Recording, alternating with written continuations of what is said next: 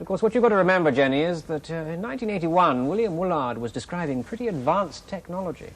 Well, for people at the time, it might have sounded like science fiction. When this was invented just over 100 years ago, it was thought to be so revolutionary that even the head of the post office thought it would never catch on. Of course, he was wrong, and now we only notice when there isn't one of these around. You take it absolutely for granted. You can pick up the handset, dial a few numbers, and eventually have a conversation with someone in any town or city, just about anywhere in the world, from Tokyo to Timbuktu. And every day, the telephone system is extending its net across the face of the globe. And then there's this device, which has been through exactly the same progression in less than half the time. 40 years ago, it was thought to be miraculous to have vague figures moving, flickering across the small screen. Now, it's just a piece of furniture in the corner of a room. And now we're going through the beginning of yet a third revolution that's linking together these two pieces of equipment and transforming them into a marvellously versatile way of finding out about all sorts of exciting and interesting pieces of information without ever having to leave your armchair. Let me see if I can show you what I mean. Now, this keypad has actually replaced the telephone, although it works in exactly the same way. When you press these buttons, it sends a signal down the telephone line to a public computer. That's the telephone number of the computer, and the telephone will dial it and see if it can get us a line to it. If it does so, it transforms our television set into a computer terminal, which means it's really a screen on which you can read all the information the computer has to offer. OK, it says press that square to go to the next stage. And first of all, we get an index of the kinds of information the computer has to offer. Well, let's take one, general information. And we get a second list of the subjects under that heading: news and weather, sports and hobbies, entertainment, government information. Let's take 9 books and references, because, of course, we're all interested in learning, aren't we? OK, number 9. And there you get a list of encyclopedias and reference books you could wander happily through all day.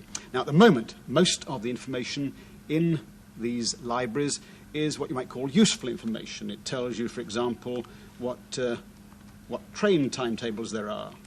If you happen to be travelling by train, it will tell you what's on at the local cinema, or plays, or pop festivals, or sports events, and so on. There are even pages here for children. 24008 should, I'm told, bring us to a page on pets. There we are, a page, the beginning of a whole series of information on how to look after your dog. And you can, if you want, with this computer, even share a joke.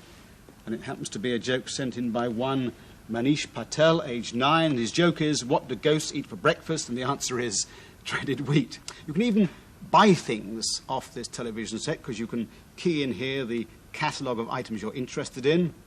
You can then key in the number of the item you want to buy, plus your credit card number, or perhaps I should say your dad's credit card number. And if you're lucky, within a week or so, it'll arrive on your doorstep and you'll be charged automatically. And that really is just the beginning, because certainly before you leave school, I would have thought you'll have access to libraries of information on anything from history to bird watching. You'll be able to buy anything you care to think of through the little box in the corner. And then there's this very specialised kind of computer that's rapidly going into offices and universities all over the world. Its specialisation is words, and so it's often called a word processor. And it's really the beginning of electronic mail. That is, sending your letters down the telephone line instead of writing them out on paper and having the post office collect them, sort them, carry them to where they have to go, and delivering them. In this system, you simply type out your letter on the screen in front of you. As you can see, this is a rather formal letter sending a series of figures to an office in New York. So you've made a mistake, and it should have been Hawaii. You don't have to start all over again. You simply tell the computer to read the letter, and whenever it finds New York, to change it to Hawaii.